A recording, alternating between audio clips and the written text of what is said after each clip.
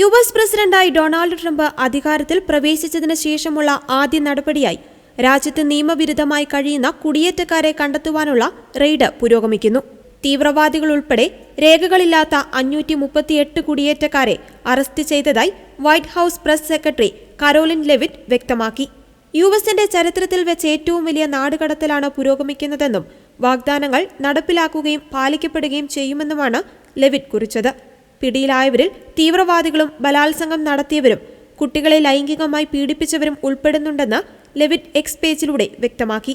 രാജ്യത്തിന്റെ അതിർത്തി കാത്തുസൂക്ഷിക്കുവാൻ നടത്തുന്ന നടപടികളുടെ വീഡിയോയും വൈറ്റ് ഹൌസ് എക്സ് പ്ലാറ്റ്ഫോമിൽ പങ്കുവച്ചു.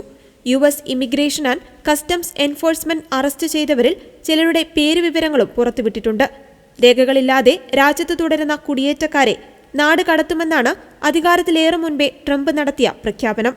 ഈ മാസം 20-ന് അധികാരത്തിൽ പ്രവേശിച്ചയുടൻ നുഴഞ്ഞുകയറ്റക്കാരിൽ നിന്ന് രാജ്യത്തെ ജനങ്ങളെ സംരക്ഷിക്കുന്നത് ഉൾപ്പെടെ ഒട്ടനവധി എക്സിക്യൂട്ടീവ് ഉത്തരവുകളിലാണ് ഒപ്പുവെച്ചത്. രേഖകളില്ലാതെ യുഎസിൽ കഴിയുന്ന 10,000-ത്തിലധികം ഇന്ത്യക്കാരും ആശങ്കയിലാണ്.